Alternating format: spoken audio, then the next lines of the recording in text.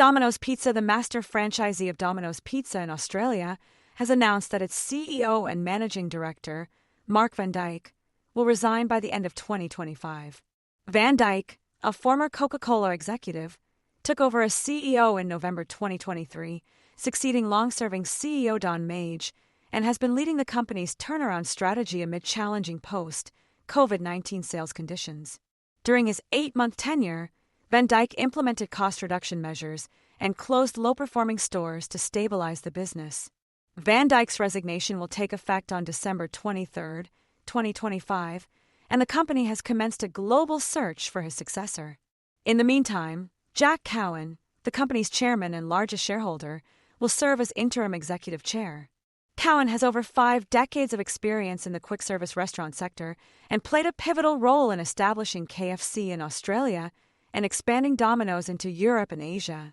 Cowan leads Competitive Foods Australia, which operates 480 Hungry Jack's restaurants, the Australian franchise of Burger King, and employs over 25,000 people across Australia and New Zealand.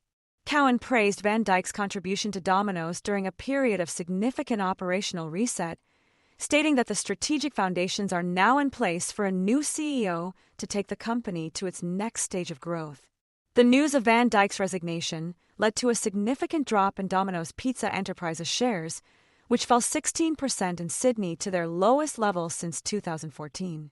Investors were caught off guard by the announcement, with some speculating that the business was not turning around fast enough.